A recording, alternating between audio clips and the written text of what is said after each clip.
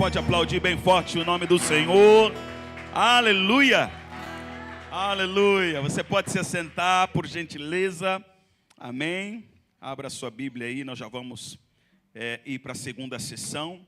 Mas para aqueles que não estavam agora à tarde, nós, na primeira parte, na sessão da tarde, falamos sobre Elias, né? Falando sobre quando a mente cansa, a nossa vida está travada. Então, que nós precisamos descansar, amém? Uma mente descansada vai longe. E falamos sobre a ordem que o Senhor deu para Elias, né? Deus deu descanso, Deus deu alimento e Deus deu direcionamento para Elias, né?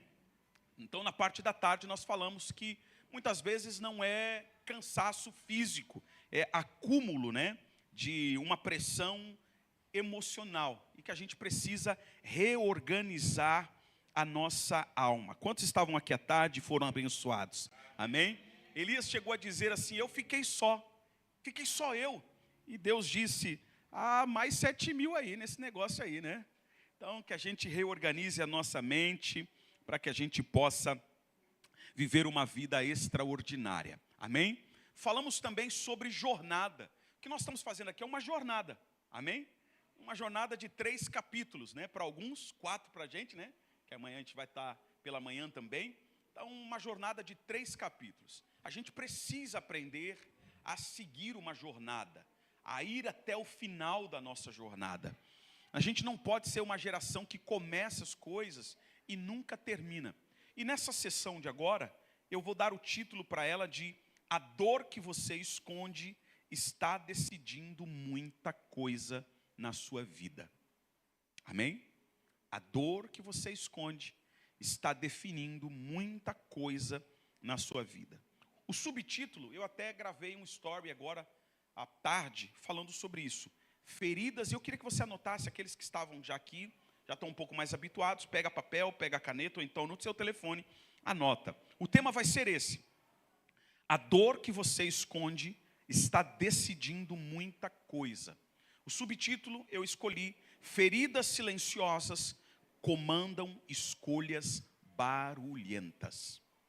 Vou repetir: feridas silenciosas comandam escolhas barulhentas.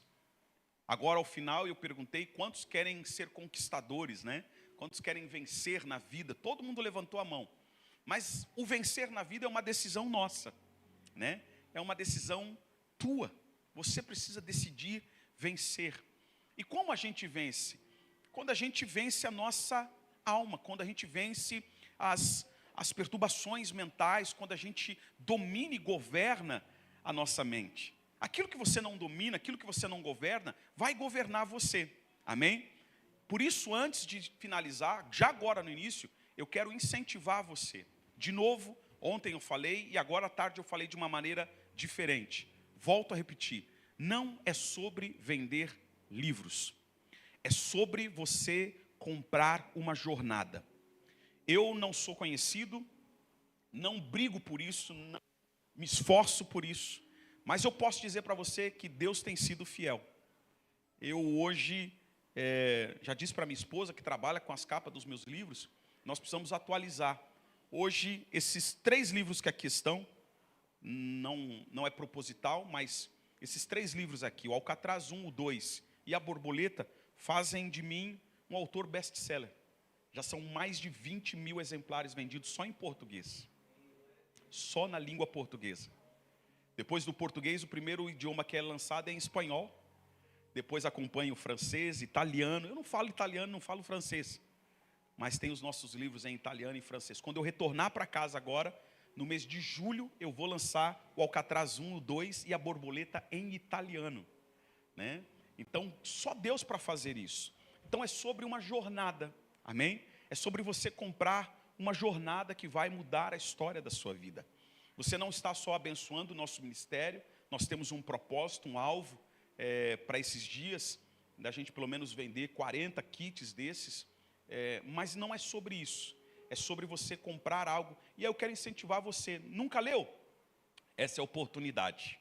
Amém? De você ler algo que vai edificar a sua vida.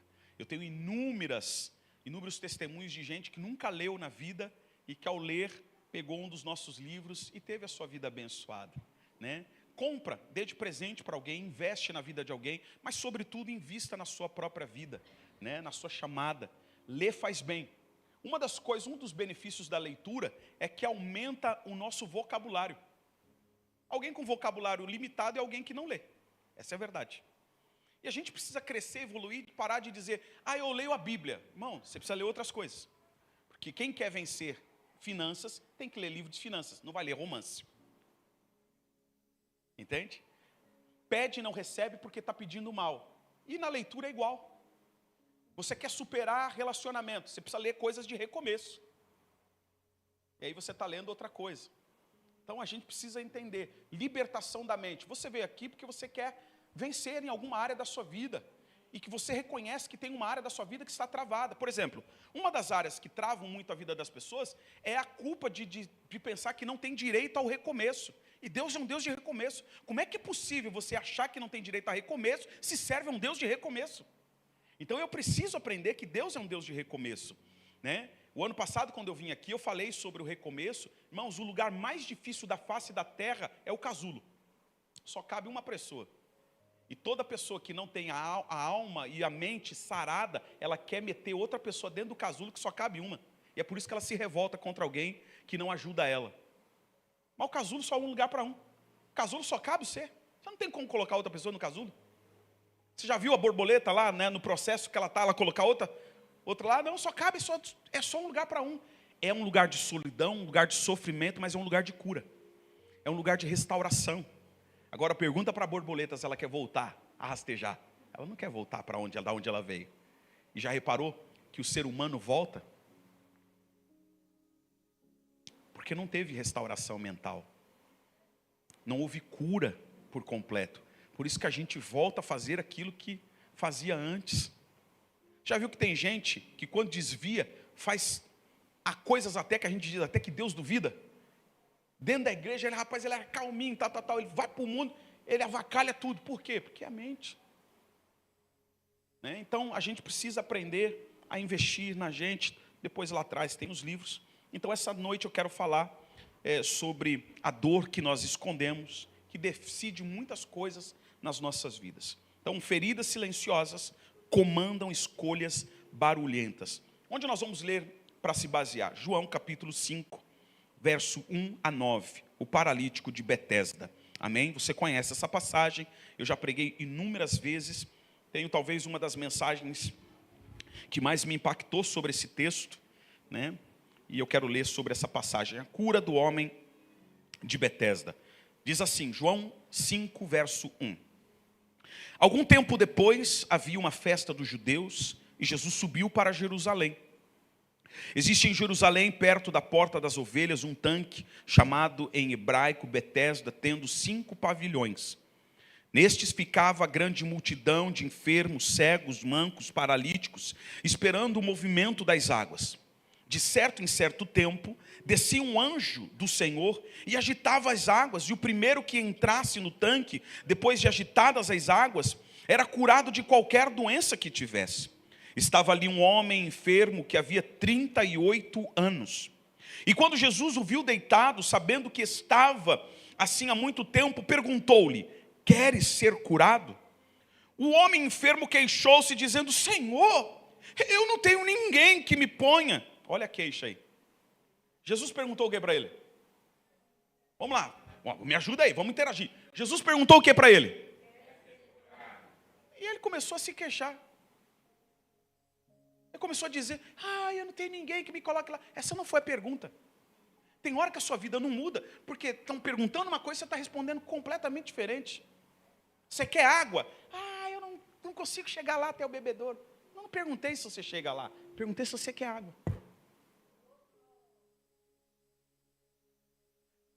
A pergunta foi com fé, a resposta tem que ser na mesma medida. E o problema é que a gente não responde, na maioria das vezes, do mesmo jeito que está sendo a pergunta. Queres ser curado? Senhor, eu não tenho ninguém que me ponha no tanque quando a água é agitada, pois quando eu estou indo, desce outro antes de mim. Essa não foi a pergunta.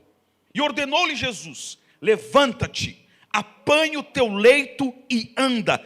Imediatamente o homem ficou curado, pegou o seu leito e andou, e aquele dia era sábado. Amém? A pergunta parece estranha, sim ou não? O homem que está ali paralisado há 38 anos, estava cheio de gente com toda sorte de enfermidade ali, esperando o agitar das águas, e Jesus chega no lugar e pergunta: você quer ser curado? Um homem que está com a vida parada há 38 anos, quer ser curado? Para mim, para você, a pergunta é óbvia. É claro, está todo mundo esperando ser curado. Mas nem sempre o que parece óbvio, é óbvio. E nem sempre o que parece que é. É importante você entender isso, porque às vezes a gente entra dentro da igreja e quando fala o texto, você já fala: ih, eu já ouvi essa palavra aí muitas vezes. Pronto, irmão, já vou te dizer o que vai acontecer. Acabou para você o culto. Já matou. Porque a tua mente está dizendo: ih, já ouvi muitas vezes. Aí já houve o bloqueio. Tu, a partir desse momento, tu já anulou aquilo que Deus vai falar, porque você já se colocou na posição do eu sei. Se tem uma coisa que eu não gosto, é quando a pessoa diz eu sei. Porque se você sabe, por que não mudou? E o problema está aí, porque você sabe. E quem sabe muito, não põe nada em prática. Você está falando com o sujeito, ele diz: eu sei, eu sei, eu sei. Se sabe o caminho, por que não houve mudança? Por que não mudou? Por que não cresceu? Por que não desenvolveu? Está dando para entender? Então parece óbvio, mas não é óbvio. Então o que o Senhor está nos ensinando no texto é que existe gente acostumada com a dor. E é por isso que ele, na hora da dificuldade, ele vai expor o porquê que não muda a situação, porque ele se acostumou já com a dor dele. Você pode dizer para quem está do seu lado aí? Diga assim para ela: não se acostume com a dor. Anota aí, tem gente que a dor virou identidade. Escreve aí. Tem gente que a dor virou identidade. Tem gente que a dor, que a ferida virou um argumento para ele. Tem gente que o trauma virou explicação para tudo. Por que você não venceu? Por que não conquistou? Ele vai colocar o trauma. Ele vai colocar a culpa no trauma. Ele vai colocar a culpa na dor, na dificuldade, na adversidade. Tem milhares e milhares de pessoas vencendo no país, sim ou não? Tem milhares de pessoas se tornando milionários nesse exato momento. Mas tem gente que a dor dela, ou que o fracasso dela, virou a identidade dela e ela tem que culpar alguém, é o governo. É o trabalho, é isso, é aquilo. Quando na realidade a culpa é só sua. O Paulo Vieira, se há alguém que conhece, o Paulo tem uma frase fantástica: tudo bem, está tudo certo, cada um tem a vida que merece. Está tudo certo. Não tem como você obrigar ninguém a mudar de vida. Não tem como você obrigar ninguém a estar numa conferência como essa. Mas também eu não tenho como obrigar você a mudar a sua história. Pastor que é pastor precisa saber de uma coisa, e é a maior dor. Você, membro de igreja, liderado, entenda que a maior dor de um pastor verdadeiro é saber que o que ele prega, mais da metade não vai pôr em prática e não vai ter a vida mudada. O cara vai ouvir, vai dar glória a Deus, vai dar aleluia, vai sair pela porta para fora e não vai pôr em prática e a vida não vai mudar. E ainda vai ser culpado por aquilo. Porque ele sai da igreja e diz assim: também a minha vida não mudava por causa daquela igreja. Aí ele muda de igreja, Deus abençoa ele e fala assim: agora eu estou na igreja certa. Mas ele se esquece que o que Deus fez na vida dele é processo de gente que estava orando por ele há muito tempo. É a palavra que está sobre o efeito ainda. Nós precisamos assumir a nossa responsabilidade de mudar a nossa vida, de mudar a nossa história. Então uma das coisas que esse homem nos ensina é que a dor dele virou a identidade. A ferida dele virou o argumento, virou o apoio para ele. O trauma que ele tinha virou a explicação para tudo. Eu não tenho ninguém que me leve lá. Eu não tenho ninguém que me coloque na água. Quando eu penso em ir, outro já foi no meu lugar. E aí ele vai dizendo: minha vida está assim, por causa disso, por causa disso. Tem explicação para tudo. Você conhece alguém que tem explicação para tudo? Diga assim comigo: há pessoas que querem alívio, mas tem medo da cura. Tem gente que quer alívio para a vida, mas tem um problema. Ele tem medo da cura. Ele tem medo da restauração. Por que que ele tem medo da cura? Porque a cura exige mudança. Escreva essa palavra. Toda cura exige de mim mudança. Mudança de comportamento. Mudança do que sai da minha boca. E tem gente que quer o resultado, mas não quer enfrentar o processo. Tem gente que quer vencer na vida, mas não quer mudar em área alguma. Ele vai passar a vida toda dizendo: eu nasci assim, eu vou morrer assim. É o crente Gabriel, eu sei que você pensou na música. Mas tem gente que é assim. É como nós falamos ontem, tem gente que está a vida toda dizendo assim: na minha casa é assim, pastor. Minha família é assim há anos, há séculos. Meu avô era assim, meu pai era assim, minha mãe era assim, meus irmãos são assim, todo mundo é assim. Ninguém muda. Ninguém faz nada para uma mudança. E às vezes nós estamos assim dentro da igreja também. Porque a gente, dentro da igreja, a gente acha que Deus é um passe de mágica as coisas, não é verdade? Não, só Deus para aguentar a gente. Vamos ser sinceros. Porque a gente tem umas palavras que tem hora que a gente fala assim: mano, eu estou dando ordem para Deus. E Deus não é maluco. Eu creio e eu declaro, vai mudar a minha vida, a porta grande de emprego vai surgir. E Deus está dizendo assim: tu é doido? Tu não é fiel nem um pouco. Eu creio, eu vou ganhar 10 mil limpo. E Deus está dizendo assim: cara, tu não consegue organizar a sua vida, dominar a sua alma, suas emoções com o que você ganha. 10 mil vai te levar para uma grande tragédia. Outros, Deus olha e diz assim: se eu te der o que você está pedindo, tu nunca mais volta na igreja. Porque não tem estrutura emocional. Já viu que gente se perde quando algo grande acontece? Por quê? Porque ela não tinha estrutura. Mais da metade das pessoas que ganham na Mega Sena ou no Euro Milhões terminam as suas vidas pior do que quando elas estavam antes de ganhar. Por quê? Porque não tinha estrutura para aquilo. E que estrutura é essa? É só financeira? Não, estrutura emocional. Há muitos anos atrás, eu estou quase 17 anos em Portugal. Há uns anos atrás, uma mulher ganhou no Euro Milhões lá. Ficou milionária. Ela arranhava o carro, ela jogava o carro na rua. Com tudo assim, saía só com a bolsa, ia numa loja e comprava outro. Dava um arranhãozinho, batia, não tinha acontecido nada. Ela, quando foi ver, irmão, já não tinha mais nada. Parece brincadeira, mas aconteceu isso em Portugal. Porque a mente dela não acompanhou. Então ela falou assim: esse amassadinho aqui. Jogava o carro fora. Jogava, literalmente. Aonde parava, aonde acontecia a situação, ela deixava o carro, atravessava a rua, ia para outra loja e comprava outro carro. Eu sei que está filmando, não posso dizer o nome do santo, mas eu trabalhei antes de ir para Portugal, eu trabalhei com alguns jogadores do São Paulo, do Flamengo. E tinha um que vivia vendo casa para comprar. Mas como a fama dele já tinha rodado, de que ele via e não comprava, os caras das imobiliárias começaram a fazer o seguinte: vamos pedir um sinal grande que ele vai perder esse sinal, porque ele nunca compra.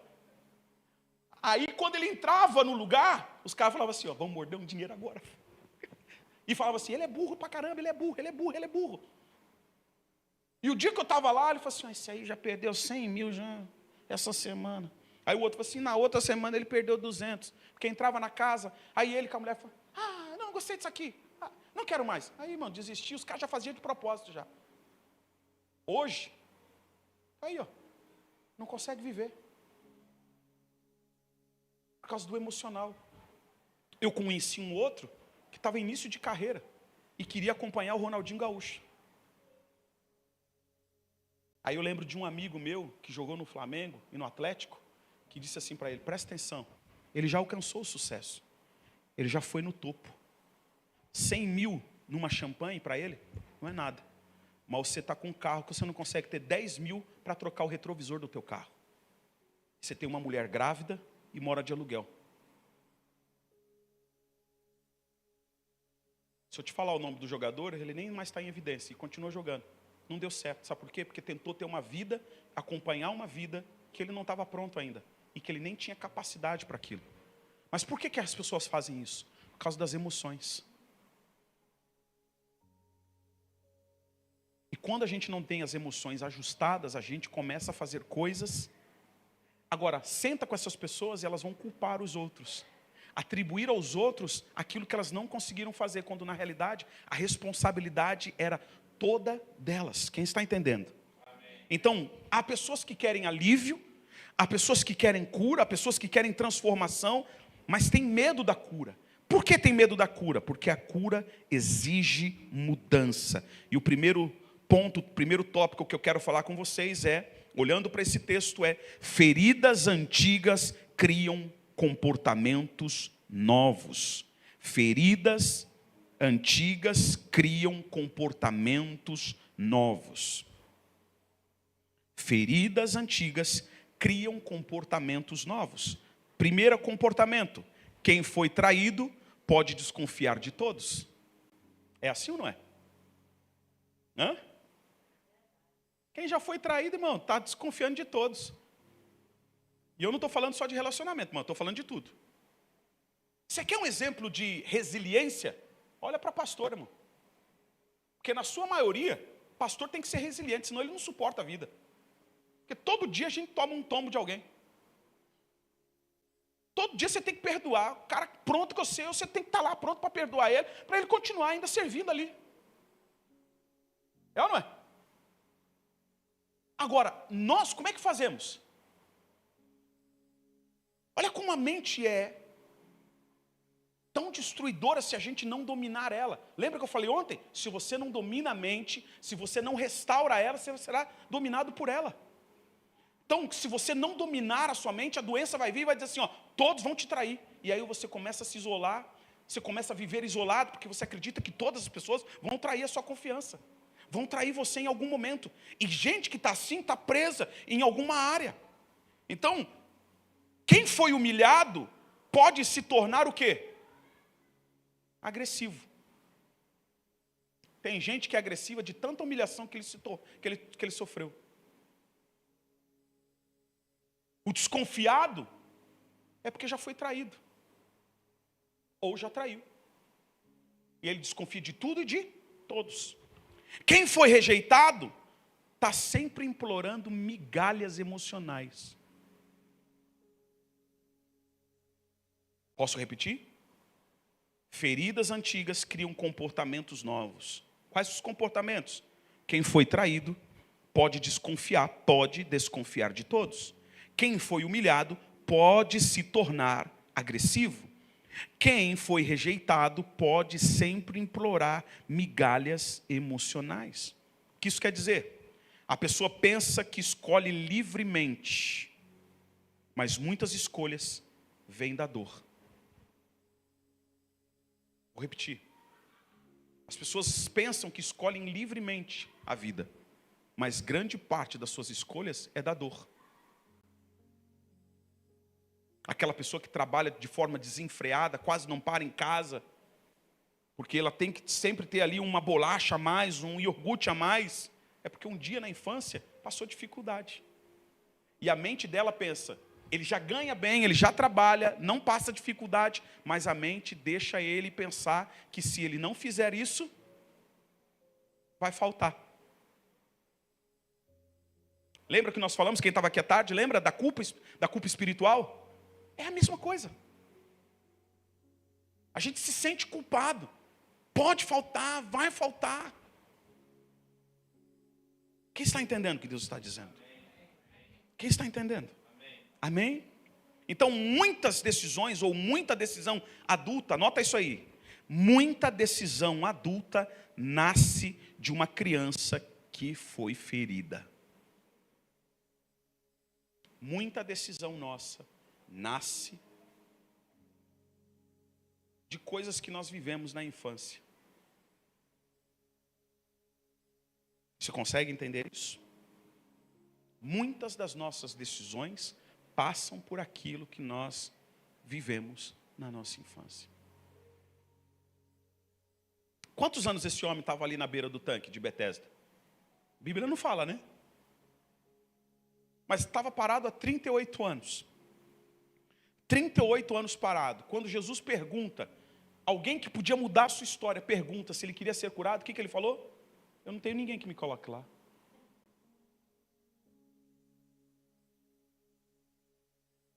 Se alguém te disser agora assim, estou com um carro lá fora, você quer? Qual é a primeira resposta que você vai dar? Não tem dinheiro. A segunda, rapaz, qual é o carro? Você já começa a maquinar. Rapaz, é uma Mercedes 360. Hã? É isso. Aí você já começa. Ih, rapaz, o IPVA. Aí a outra. Rapaz, bebe pra caramba. Não vou ter condições, deixa pra lá. Já rejeitou até a benção. Por quê? Vamos lá? O que eu disse agora?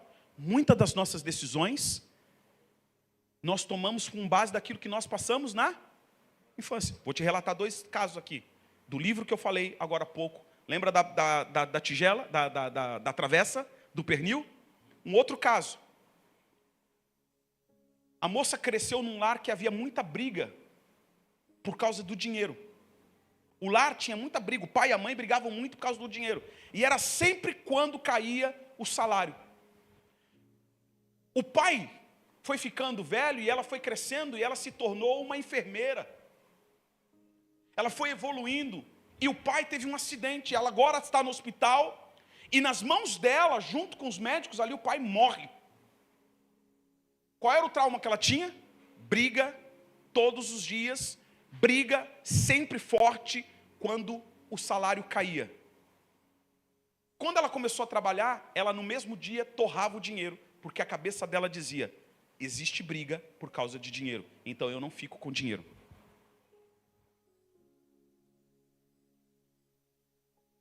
Percebeu? Tudo que ela passou na infância, ela cresceu moldando, dizendo, a briga por causa de dinheiro.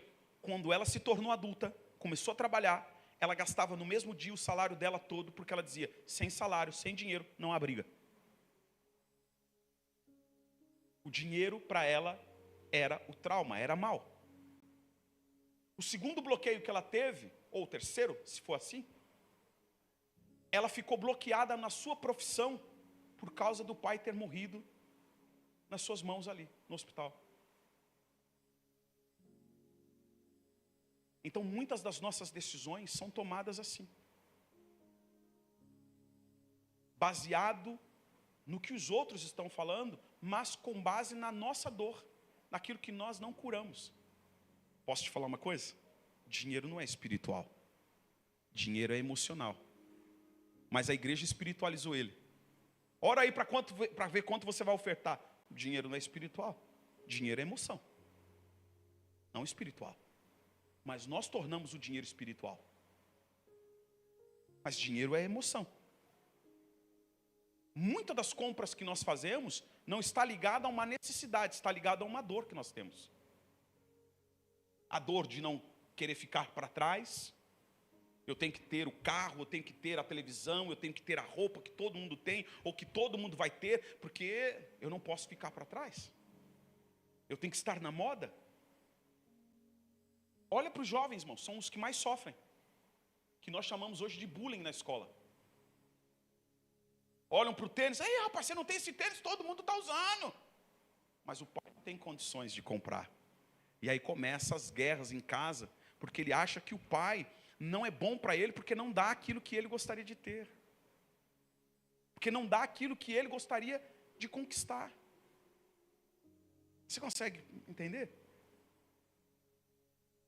Mas eles estão fazendo o maior esforço, mas a gente coloca na cabeça que eles são maus porque não nos dão aquilo que a gente gostaria de ter. Então os nossos traumas, e muitos deles, vão nascendo na infância e vão moldando a nossa vida. Lembra que eu disse no início? A dor que você esconde está decidindo muita coisa. Então muitas das nossas decisões hoje, elas foram criadas lá atrás. E a gente precisa trazer cura para que a gente possa viver algo sobrenatural. Então a decisão adulta nasce de uma criança que foi ferida. Segunda lição: desculpas prolongam prisões. O cara deu uma volta danada. O Senhor, você não sabe. Eu estou aqui parado, começou a contar a história. Tem gente que não sabe ser prático. Ele vai prolongando as desculpas. E a pergunta foi clara: você quer ser curado? Mas ele quis prolongar, quis contar uma história. Você conhece gente assim? Conhece gente assim? Se estiver do seu lado, por favor, não toque nela. Deixa ela livre. Mas tem gente que prolonga as coisas, sem perceber que esse prolongamento está se tornando uma prisão. Está aprisionando. O homem disse: não tenho ninguém. Jesus perguntou se ele tinha alguém? Vamos lá, Jesus perguntou? Não. Por que ele falou esse negócio? Essa não foi pergunta. É o quê? Quem falou aí? Se vitimizando. É a síndrome que nós temos no nosso tempo hoje, irmão.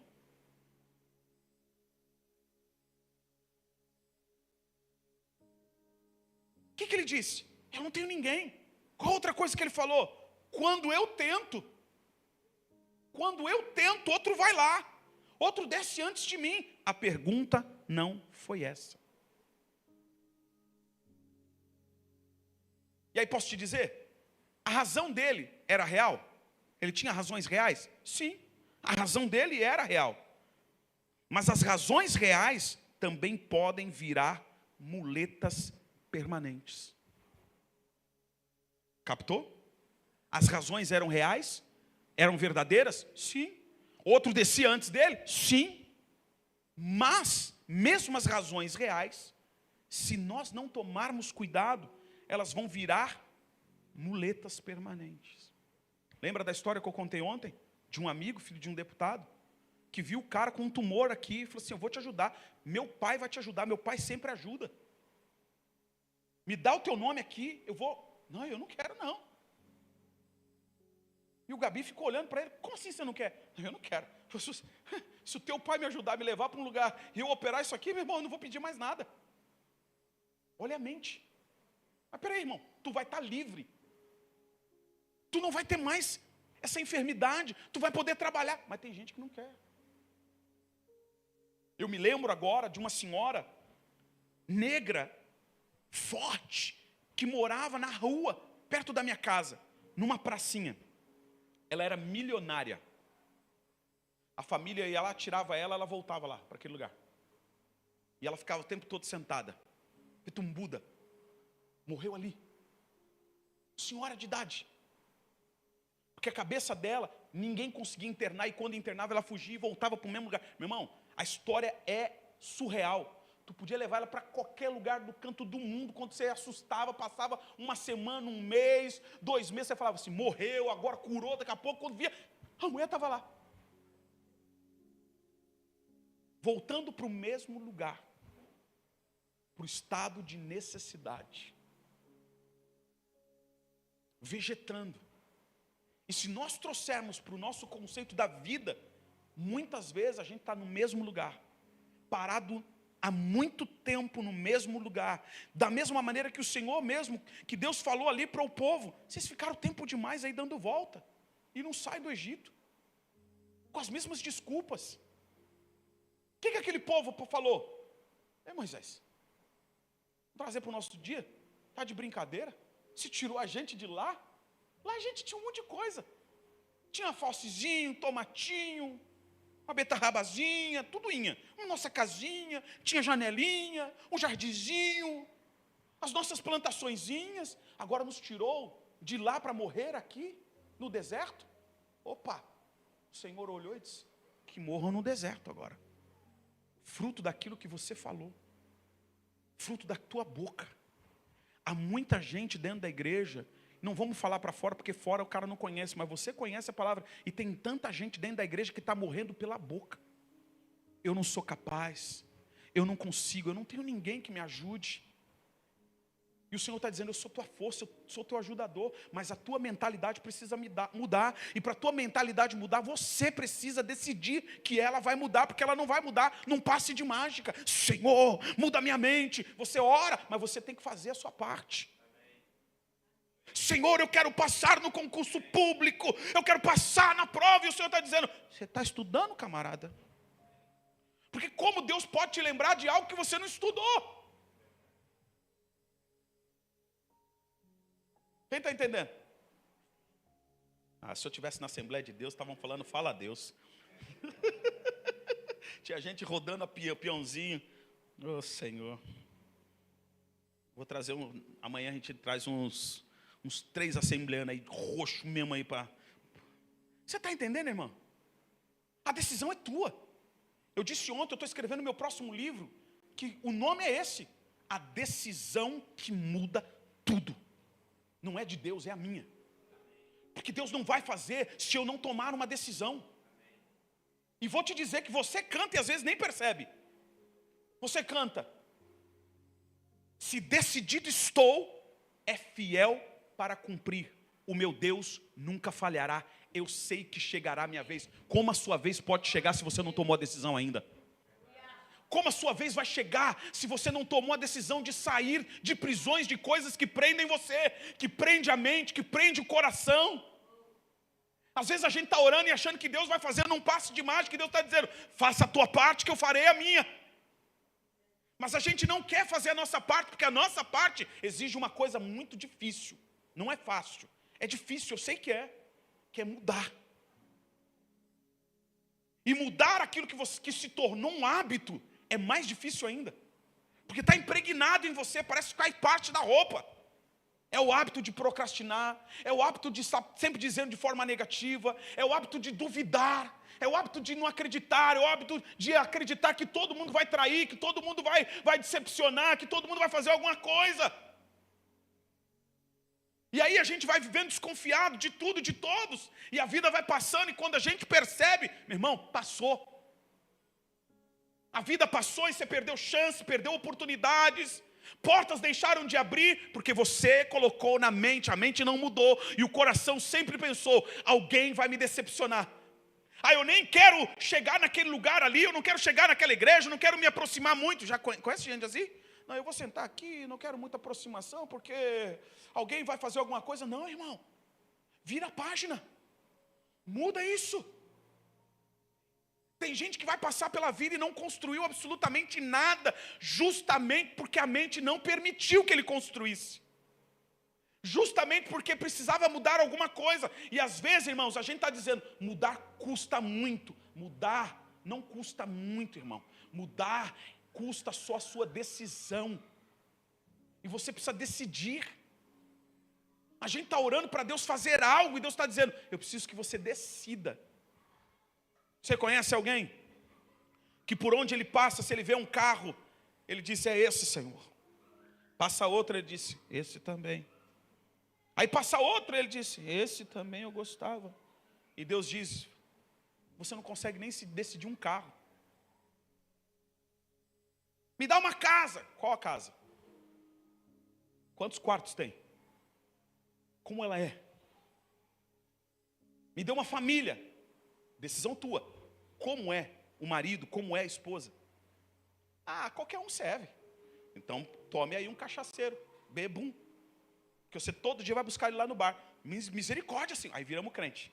O sangue de Jesus tem poder. Eu repreendo. Peraí, irmão, você acabou de dizer que é qualquer coisa. Então tome qualquer coisa. A gente tem medo de decidir. Qual é a casa? Quantos quartos? E a gente acha que isso é humildade, né? Mas na realidade é um medo que nós temos. Porque foi colocado dentro da nossa cabeça que a gente, é o que o Senhor quiser me dar. Não, irmão. O Senhor vai dar mediante a sua decisão. Eu vejo hoje reflexos da Helena de coisas que eu falei quando estava na barriga. Tua mente vai ser fora do comum. Você vai ser extraordinária. Você vai ser do altar, você vai cantar, você vai tocar. Mas a gente tem medo de profetizar. A gente tem medo de decidir sobre a nossa própria vida. O que eu vou ser? Quantos aqui reconhecem que tem uma habilidade aqui, irmão? Você tem uma habilidade. Por que você chega na igreja e diz assim, eu não sei qual é o meu chamado? O seu chamado é a tua habilidade só. A força do teu chamamento está dentro daquilo que você tem habilidade para fazer. Quantas pessoas estão perdidas? Eu não sei. Aí o cara não é para cantar, está cantando. A habilidade dele não era essa, era outra coisa.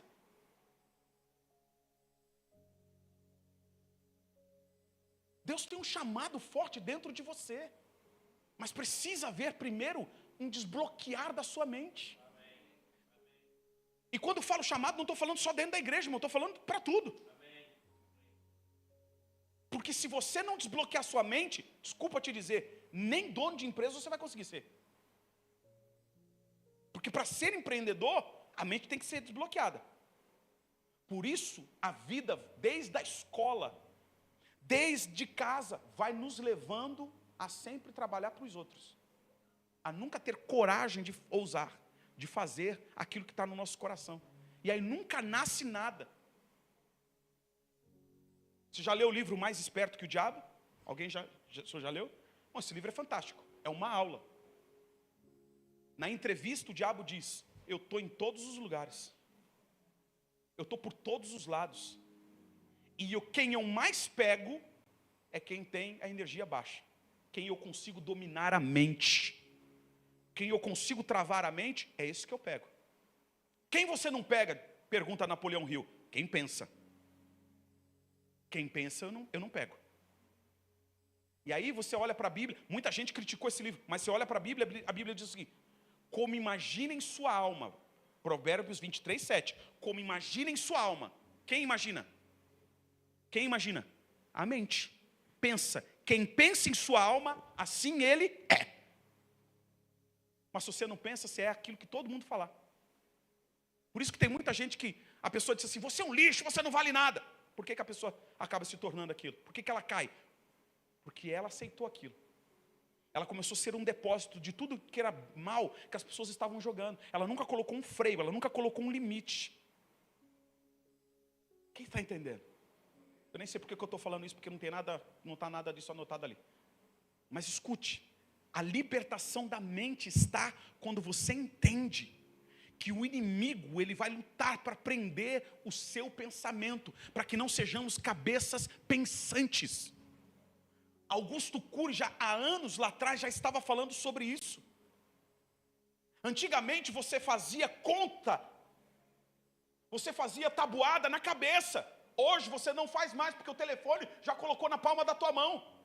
E o Augusto Cury, anos lá atrás, disse, está se formando uma geração de gente que não pensa, em que quer tudo pronto, mastigado. Para quê? Para que você não seja empurrado a pensar, porque quem pensa evolui, cresce, muda.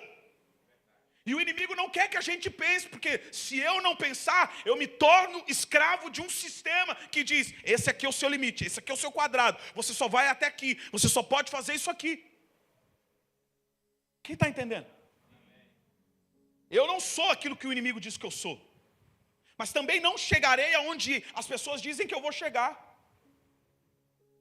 E desculpa dizer para você, eu estou num processo, porque eu coloquei na minha cabeça que os meus livros vão estar em todos os idiomas possíveis, e que eles vão vender milhões. Meu irmão, não me interessa o que os outros pensam, não me interessa o que os outros falem, não me interessa se vai torcer o nariz, tá achando que vai vender muito livro. Já vou dizer para você, teve um bobão que teve coragem de dizer, em 2018, quem era eu para escrever livro? O cara foi lá, negão, quem é você? Se mexeu com o cara errado. Eu fui lá e respondi para ele, eu não sou você, seu bobo. Eu não sou você, ponto final. Irmão, dormi com a alma aliviada, leve. Eu não perco tempo, irmão. Porque o nosso problema é ficar aceitando o que os outros estão colocando para nós. Colocando o limite, você só vai até aqui. A nossa família vai só até aqui. Esse vai só até aqui, isso só pode... Quem foi que te disse isso? Isso é só um problema só, seu irmão. Não, na nossa família, irmãos, são coisas que a gente acha que é normal e não é normal. Olha, na nossa família ninguém compra nada. Na nossa família a gente vive assim. Olha, na nossa família ninguém cresce. Na nossa família ninguém é feliz. Na nossa família ninguém permanece casado. E a gente vai aceitando esse trem aí, ó.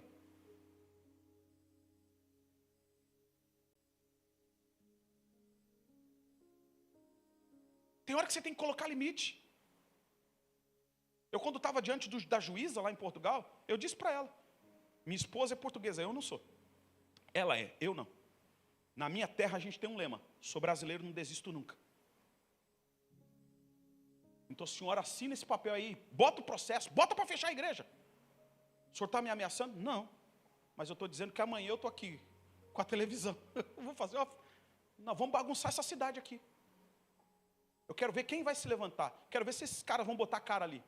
Porque tem hora, irmão, que o inimigo quer trazer intimidação para nós, para entrar na nossa mente e dizer: isso aqui é o seu limite. Porque lá no processo que eu estava da igreja, disseram assim: nós não queremos outra religião. Nós não queremos isso aqui. Nós não queremos isso aqui. Peraí, irmão. Peraí, vamos devagar. Quem é você? Para dizer eu não quero que você vá em algum lugar. Não, irmão. Às vezes nós estamos vivendo uma vida e que não tem nada a ver com Deus e nem com o inimigo. Tem a ver com aquilo que você aceitou. E a gente está culpando os outros. Que é fácil, não é? Mas o aceitar é de quem? É seu ou é do outro? Esses dias uma menina da mídia, lá em Manaus, falou assim: pastor, abre o teu telefone aí. Negócio do iDrop, né? Cara, que dificuldade que eu tenho para esse negócio, para compartilhar coisa.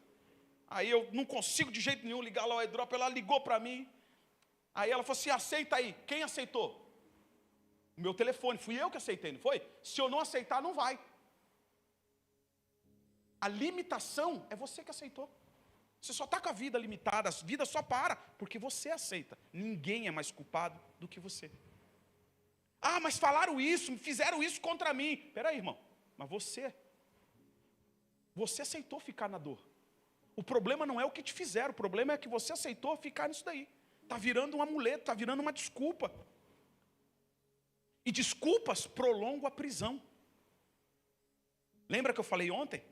Quantas pessoas dentro da igreja trabalham na igreja e estão presas. Presas, trabalhando feridas, doentes. Quantas pessoas estão indo para os seus trabalhos, voltam para suas casas, estão feridas, estão doentes e não estão se dando conta de uma coisa: estão gerando uma geração de pessoas doentes. Porque o que a gente tem, a gente passa para frente. É por isso que a gente fica passando para frente. Olha, porque um traído sempre vai dizer que vai haver traição. Um mentiroso acredita que todo mundo mente. Um enganador acredita que todo mundo engana. E desculpa te dizer, irmãos, uma palavra como essa, um treinamento como esse de libertar a mente, não é para qualquer pessoa. E vou te dizer, nem todo mundo vai aceitar. Tem gente ainda que vai criticar, que vai dizer que não é isso, que Deus faz tudo. Mas escute o que eu vou te dizer: Deus vai fazer mediante a minha decisão. Se eu decido que a vida vai mudar, Deus diz: agora vai. Ah, pastor, você está doido? Não é assim não. Não está escrito na Bíblia? Eis que estou à porta aí. Peraí, mas ele não é Deus? Por que ele está batendo numa porta se ele é Deus? Se ele está no controle de todas as coisas? Peraí, vamos lá. Você já parou para pensar nisso? Peraí, se ele é o Criador, se ele é Deus, se ele está no comando de tudo, por que ele está dizendo que está à porta e está batendo? E ele vai te dando a instrução: se alguém abrir, o que ele vai fazer?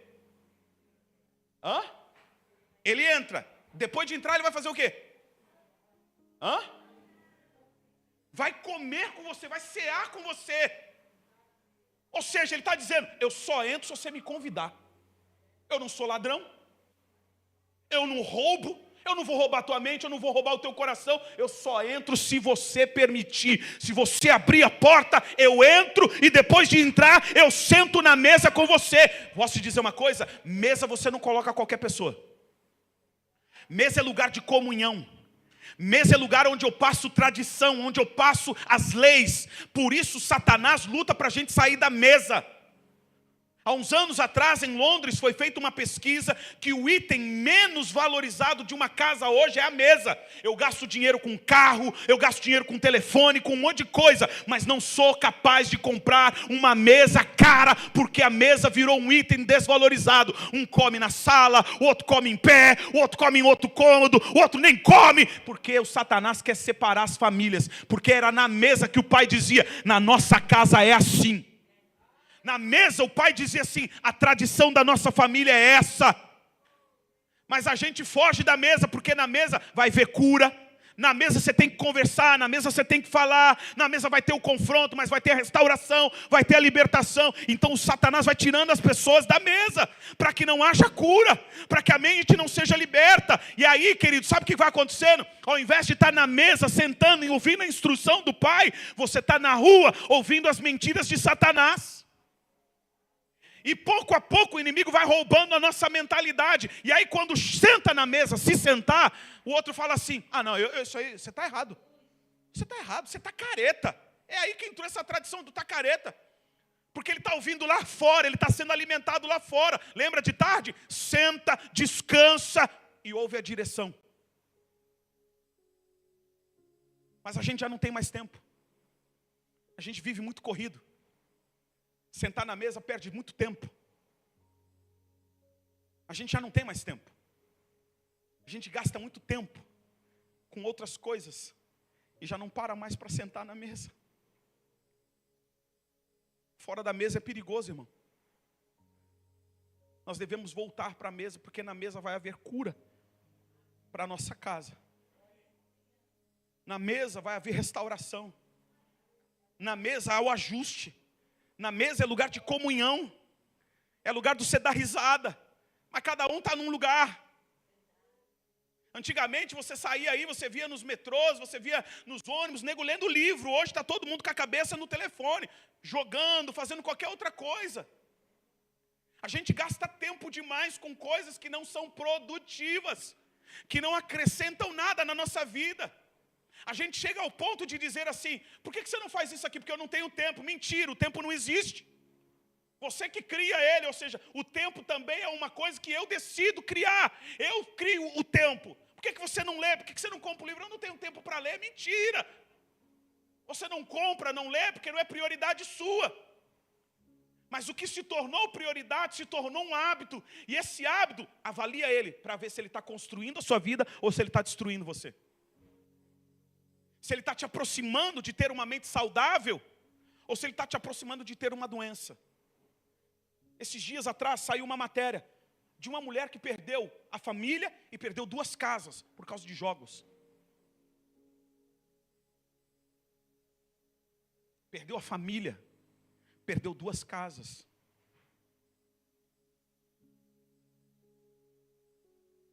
Nós estamos perdendo muita coisa, porque não estamos sentando na mesa para curar a nossa mentalidade, os nossos pensamentos. Quem está entendendo? Então, desculpas prolongam prisões. Não tenho ninguém. Quando tento, outros descem antes de mim. Razões reais, mas que podem virar muletas permanentes. Diga assim: explicar a dor é importante. Usá-la para nunca mais, usá-la para nunca mais, ou para nunca mudar, é perigoso. Diga assim comigo: usar a dor para nunca mudar é perigoso demais. E tem gente que está usando a dor para nunca mudar e não percebeu ainda que entrou num caminho perigoso. A gente está falando de libertação da mente. Como é que eu liberto a minha mente? Quando eu permito me sentar na mesa para receber a instrução de alguém que pode me ajudar a mudar a minha história. Mente cansada está com a vida travada.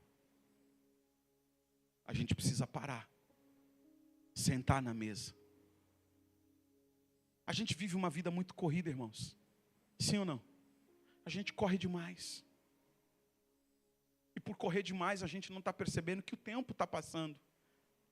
A gente iniciou o ano há poucos dias atrás. Nós já estamos em maio.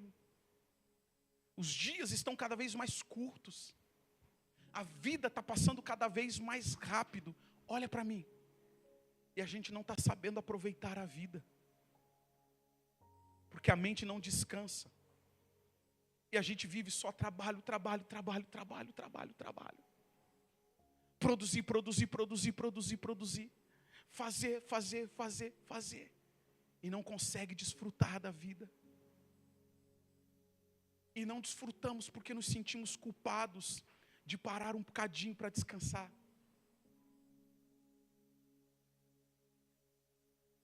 A gente precisa aprender.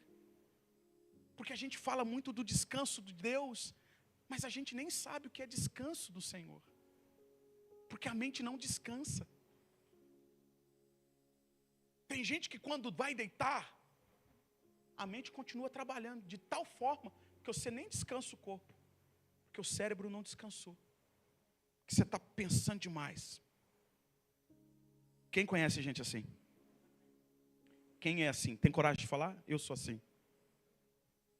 Pensar demais, pensar excessivo é pecado. Porque em algum momento te rouba a paz. Pensar excessivo se torna em algum momento pecado. Porque te roubará a paz. E a Bíblia diz que a paz do Senhor, ela excede todo o entendimento. Tem gente que quer entender tudo. Tem gente que quer ter o controle de todas as coisas nas mãos. Diga assim para quem está do seu lado, diga assim: com Deus, você perdeu. Não, com Deus você não tem o controle das coisas. Ele está no controle. Quando você entregou a sua vida a Jesus, irmãos, já reparou que a gente fala errado? Quem aceitou a Jesus? Aí a gente levanta a mão. Você não aceitou, não.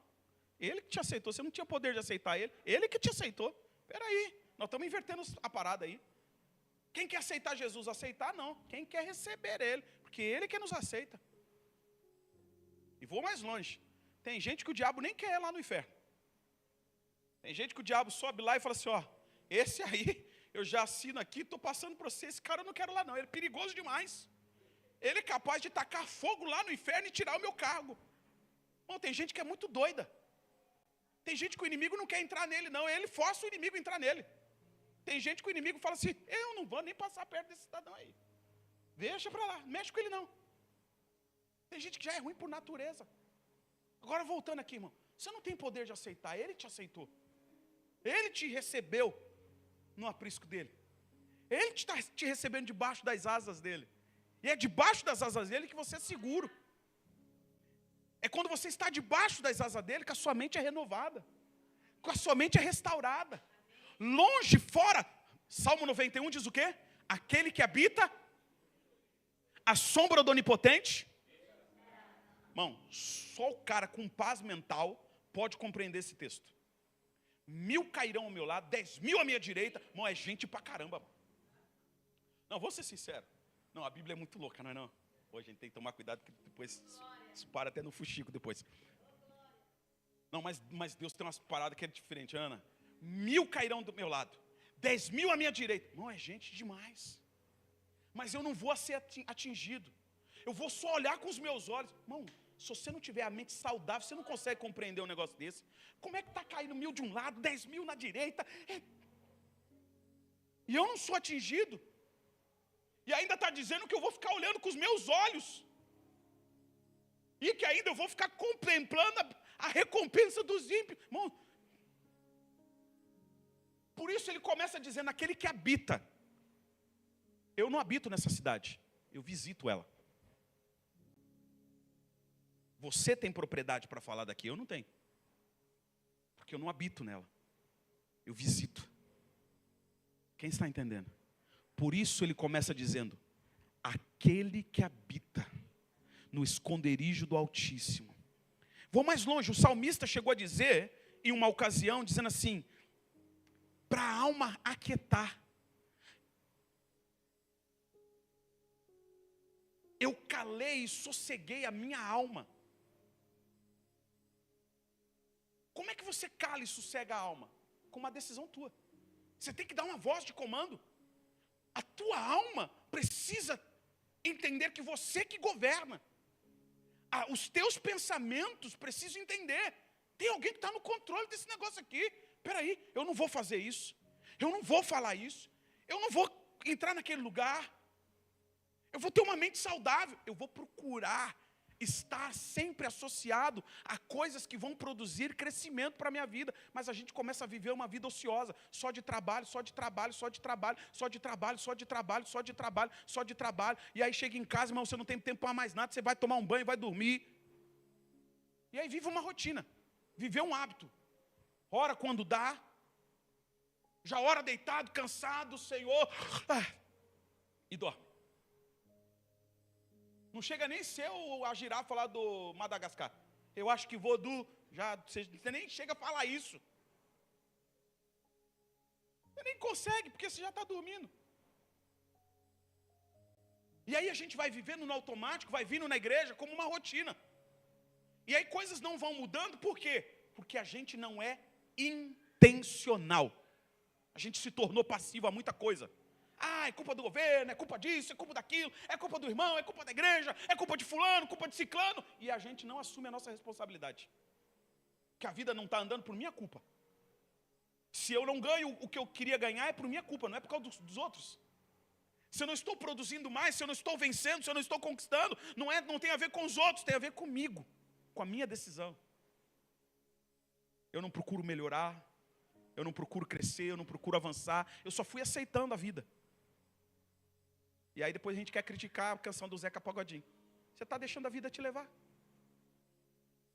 E espiritualizando a vida, porque você ainda vem depois e ora. E fala, Deus vai mudar a minha história. Mas como é que Deus vai mudar a história de alguém que não sabe nem onde quer chegar? Peguei pesado agora? Pegou pesado, né? Mas como é que Deus muda a história de alguém que não sabe para onde está indo? Como é que eu envio uma carta para você se eu não tiver o teu endereço? Como é que Deus vai fazer algo na tua vida que você nem sabe que você quer, mas você aprendeu uma coisa? Você aprendeu a dizer: o futuro pertence a Deus. Não foi assim que você aprendeu? Quem já falou isso? Pastor, o futuro pertence a Deus. Ele sabe de tudo. Espera aí. O futuro pertence a Deus. Mas como Deus te levará? Se Ele já está lá, se pertence a Ele, como Ele te levará lá, se você nem sabe para onde você quer ir? Você não sabe aonde você quer chegar. Você nem sabe o que você quer conquistar. Você está aceitando qualquer coisa. Mas quando essa qualquer coisa vem, você diz que é prova, que é luta. Aí você rejeita, você não quer mais. Mas você teve o poder de decisão, de aceitar ou não aceitar. Quem está entendendo o que Deus está falando? Terceiro ponto. Eu achei que eu tinha pouco tempo, agora que eu tenho pouco tempo mesmo, apóstolo. Jesus cura, mas também confronta. Esse é o terceiro ponto. Ele cura, mas ele confronta. Que evangelho é esse que você está vivendo aí, que é só passar a mão na tua cabeça? Você é bonitinho. Irmãos, eu tenho uma versão aqui. Lembra do Vale de Ossos Secos?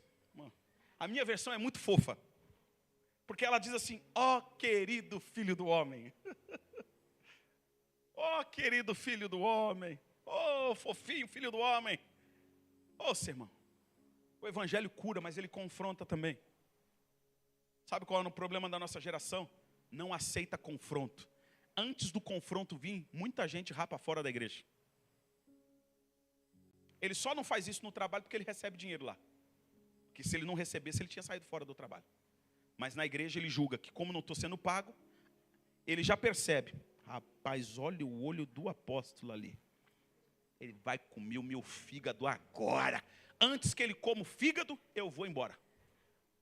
É assim as pessoas hoje. Eu tinha uma senhora na nossa igreja que ela falava assim: esse aí é o profeta bravo. Irmão, não deu nem tempo de eu me tornar bravo para ela. Ela já tinha saído. Com uns 2 anos de antecedência. Ela ficou só uns dias na igreja. Ela olhou e falou assim: o senhor é o profeta bravo. Sou não, sou calmo. Ela não é, não. O senhor não é, não. Não deu nem tempo. Porque a gente não quer confronto. A gente só quer gente que abraça a gente. Que mesmo a gente estando no erro, a gente diz assim, você está fazendo certo. É isso aí, cara, você é vencedor. Você é o cara. Sabe por que muita gente, por exemplo, mas sabe por que muito jogador está fazendo coisa errada e ninguém fala nada? Porque ele se cerca dos parça dele. Não estou falando do Neymar. Não estou falando do Neymar. Mas você se cerca de gente que vai falar só coisa boa para você. Eu tenho um amigo até hoje, ele já parou de jogar, mas quando ele jogava no São Paulo, ele falava, e aí, profeta, como é que foi? Não jogou bem não, senhor. Tem que melhorar. Quando a gente viajava, ele queria mostrar as coisas, e eu não estava nem aí. Ele, você não gostou? Isso aí para mim, qualquer coisa. Mas tem gente que quer se cercar de pessoas que vão só elogiar ele. Que vai bajular. Aí sabe o que o pai dele falou para ele? Que era pastor, o pai dele falou assim, esse garoto aí é amigo seu de verdade. Ele vai te falar a verdade. Ele não está interessado no que você tem. E aí, meu irmão? O chicote estralava para o lado dele. A Bíblia não fala isso aqui não, Júnior. A Bíblia fala isso daqui. Isso aqui você está errado. Mas o problema é que a gente não quer estar do lado de alguém que aponta aquilo que nós estamos fazendo de errado. A gente quer estar do lado de alguém que está sempre bajulando a gente, dizendo, você está certo, você é o cara. Você vai para a Copa do Mundo. Não vai não, senhor. Você tem que corrigir esse trem aqui. E a gente vai se enganando na vida. A gente vai se enganando. Você lembra do Adriano Imperador? Ele saiu da favela, irmão. Mas a favela nunca saiu de dentro dele. E é por isso que ele sempre volta para o mesmo lugar. Porque o lugar remete às lembranças, os traumas dele. O pai. É só você ver que a história dele, ele descabeçou depois que o pai morreu. E para onde ele volta? Para onde está a história dele. Já reparou no jeito que ele fala? Já parou para olhar o jeito que ele fala? Meu irmão, tem um parafuso. Não é nenhum a menos. É um monte. Que está desajustado lá dentro. Porque não cresceu. Você lembra do Michael Jackson? Traumas. Nunca cresceu. E quando ele teve dinheiro, o que ele fez? Ele construiu a terra do nunca. Aqui todo mundo fica criança, ninguém cresce. E é por isso que o inimigo não quer que você cresça. Ele não quer que você cresça em nenhuma área. Ele quer que você permaneça na terra do nunca. Onde nada acontece mais. Nada de novo acontece, é tudo a mesma coisa. Ninguém evolui, todo mundo vê, todo dia fazendo a mesma coisa. E está certo. E a gente vai vivendo a nossa vida desse jeito.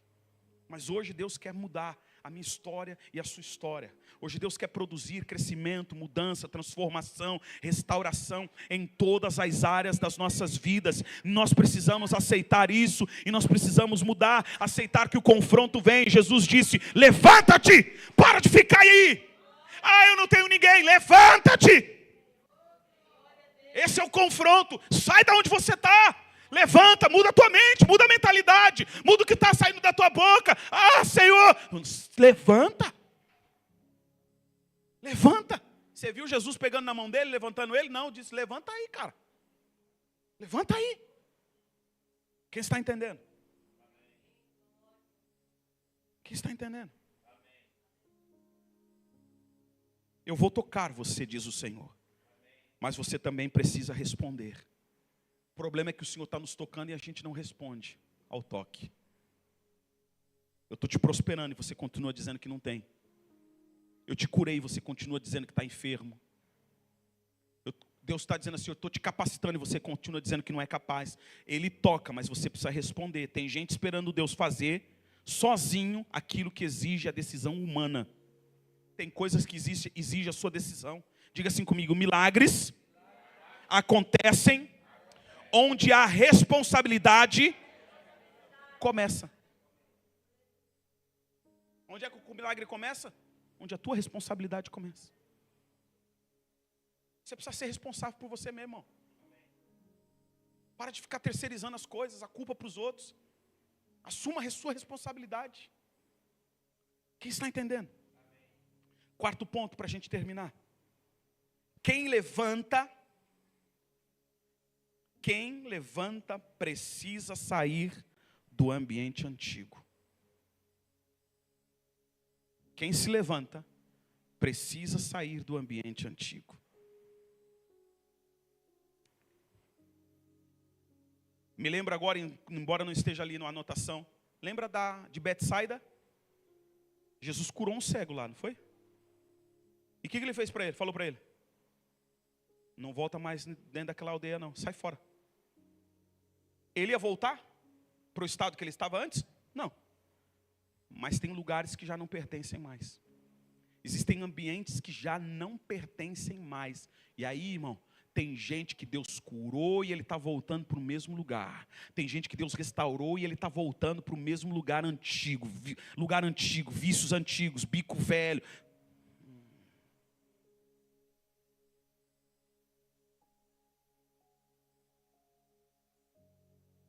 E quem levanta precisa sair do ambiente antigo. Esse ambiente já não é mais para você. Esse lugar já não é mais para você. Você tem que ir para um lugar novo. Tem gente que recebe a oração e volta. Anota aí 4 hábitos. Tem gente que recebe a oração e volta para alguns lugares. Escute, depois da cura, aquele homem não podia continuar vivendo como inválido. Tem gente que recebe a oração e volta. Número 1, para os mesmos hábitos. Número 2, para as mesmas velhas companhias que corrompiam o coração. Para as mesmas narrativas. Está curado, mas volta para os mesmos hábitos, para as mesmas companhias, para as mesmas narrativas e para a mesma autossabotagem. Tem gente que não está sendo sabotado, tem gente que sabota ele mesmo. E aí posso te dizer, não adianta sair do chão e continuar preso na mente. Não adianta você sair do chão e continuar com a mesma mentalidade, preso à mesma mentalidade. Existe uma cadeia de supermercados. Não é supermercados? É, supermercado. Algo assim. Em que o dono enriqueceu. Mas quando ele ia no supermercado, ele continuava comprando coisas que estavam perto de vencer. Porque a mente não acompanhou, que a vida dele já não era mais aquela. Mas ele ia lá e continuava comprando, ou que já estava vencido, ou que estava para vencer. Hã? Não era nem a promoção da promoção, era mesmo...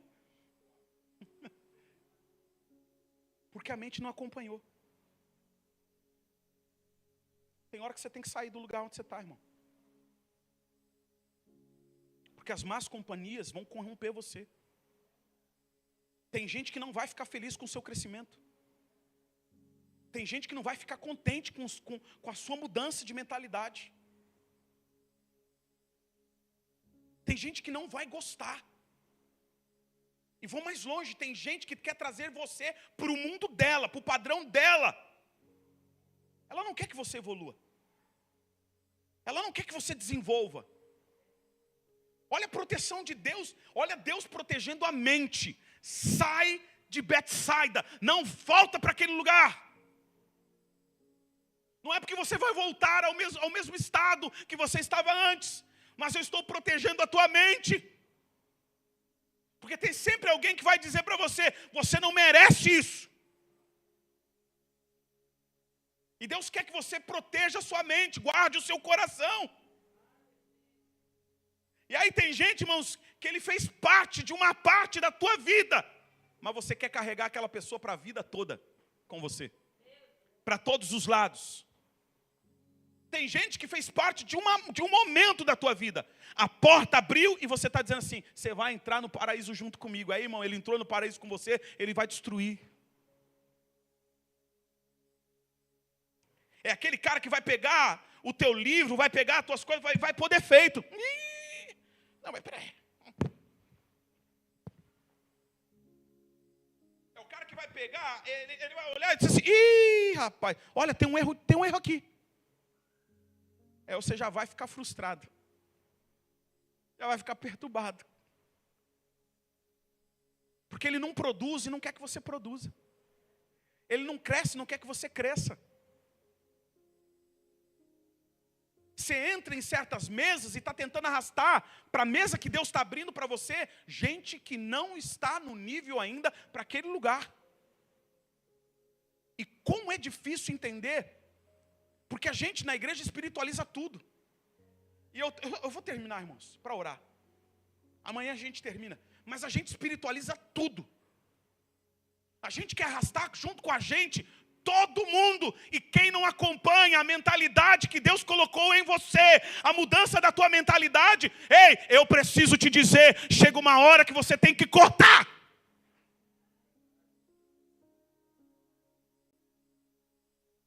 Porque você está tentando arrastar para o novo quem está com a mentalidade velha. O novo só cabe sobre o novo. E quando nós falamos do vinho novo em odres novos, não estava falando do vinho, estava falando da mente, estava falando de coisas internas. Você está querendo colocar o novo dentro de coisas velhas. O novo está sendo colocado dentro de você. E aí tem gente do teu lado com uma mentalidade velha. Vai romper o vinho. Vai se perder o que Deus está gerando em você. Vai se perder o que Deus está depositando em você. Você precisa andar com coisas novas. Como o novo pode vir se a tua mentalidade não muda? Se a mente cauterizou, está presa em dar sempre desculpas. Tem gente que se acostumou a dar desculpas na vida.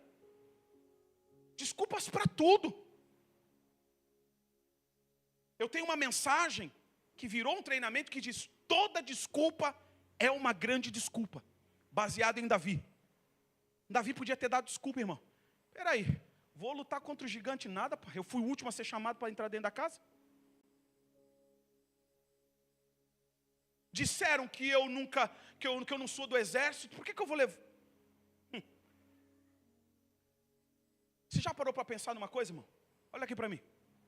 Davi, Saul vestiu ele com a roupa. Foi ou não foi? A Bíblia diz que ele não conseguiu andar. Sim ou não? Não conseguiu andar e não conseguiu levantar a espada de Saul. Como é que ele pegou a espada de Golias e cortou a cabeça se ele não conseguiu andar com a espada e a armadura de Saul? Você consegue entender um negócio desse? Peraí, irmão. Minutos atrás, vestem ele com uma roupa e ele não consegue sair do lugar e não consegue nem levantar a espada. Ele tira a roupa, pega a espada de Golias e corta. Peraí, mas ele não conseguiu levantar uma espada atrás ali. Como é que agora ele pegou a espada de Golias e cortou a cabeça?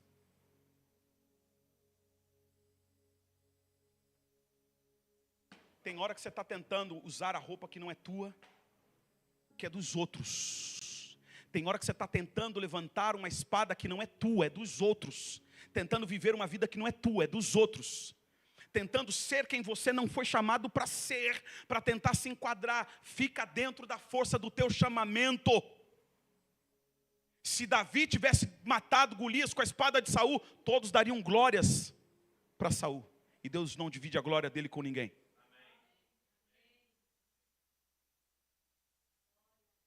Mas agora ele está. Não, ele pegou 5 pedras, foi ou não foi? A sexta arma veio na mão dele. 5 ele foi lá pegar. A outra veio nas suas mãos. O gigante, todo gigante tem uma brecha, irmão.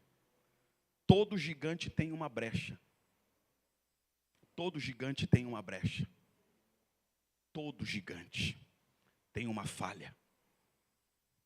Você precisa renovar a mente. Você precisa entrar nessa jornada e falar assim: eu vou finalizar ela.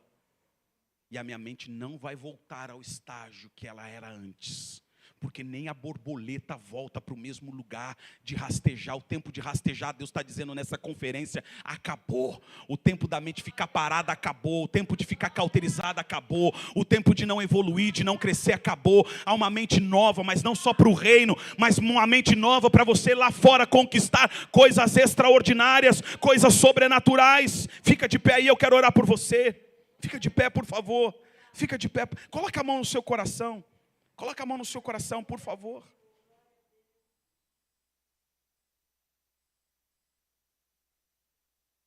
Coloca a mão no seu coração. Se algum trauma, se algum hábito, se alguma narrativa está prendendo você, se talvez você esteja se auto-sabotando, que você faça essa oração e que você diga: Deus, hoje eu mudo a minha história. Coloca a mão no seu coração, por gentileza. Feche os seus olhos. Coloca a mão no seu coração. Feche os seus olhos, por favor. Tentando resolver situações com impulso. Mas Deus precisa que você entenda que a cura ela vem da profundidade e não de impulsos.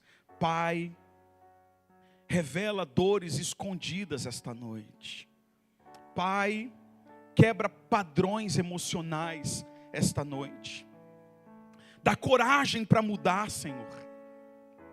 Levanta quem está se acostumando ou quem se acostumou com o chão. Mediante essa oração, eu queria que você fizesse algo profético aqui, antes de nós terminarmos. Eu queria que você desse aí a mão para alguém que está do seu lado, e que você orasse com ela nesse momento. Que você ajudasse essa pessoa que está do seu lado com uma oração, dizendo: Senhor, revela dores escondidas. Porque dores escondidas, elas vão moldando e decidindo o nosso futuro, o nosso destino. Dê a mão para quem está do seu lado aí. Junta com alguém aí, ore por ela aí. Ore por essa pessoa. Ore com ela dizendo assim: Deus, que esta noite dores que estavam profundamente escondidas, que talvez por medo eu escondia, protegia, mas que esta noite elas sejam reveladas. Padrões emocionais, ciclos repetitivos. Eu não sou quem os meus pais foram. Eu não serei uma repetição dos erros da minha família. Ah, Senhor, padrões repetitivos, padrões emocionais, sejam quebrados esta noite, em nome de Jesus. Ah, Senhor, dê coragem aos teus filhos para mudar. Mudança exige, Senhor, coragem. Então enche o coração dos teus filhos de coragem para mudar. Levanta, Senhor. Levanta quem estava caído, Senhor, não fisicamente, mas caído no pensamento, caído, Senhor, nas suas emoções, no chão, rastejando, pensando: eu não nasci para vencer, eu não nasci para ser feliz. Vamos, igreja, abra sua boca aí, batalha espiritualmente, é uma guerra espiritual. Nós já estamos terminando, mas abra o seu coração, quebrante aí e diga: Deus, visita o meu coração. Eu não quero me acostumar ao chão. Eu não quero me acostumar ao chão. Ah, Senhor, cura do Senhor. Ah, Senhor, quebra, Senhor, os padrões emocionais. Ah, Senhor, dê coragem para viver, dê coragem para mudar. Ah, Senhor, levanta aquele que se acostumou a ficar no chão dos pensamentos, pensando: isso é simples, isso é humildade. Mas talvez, Senhor, não estava deixando eles avançar, crescer. Em nome de Jesus, em nome de Jesus, em nome de Jesus, em nome de Jesus, em nome de Jesus, em nome de Jesus, em nome de Jesus.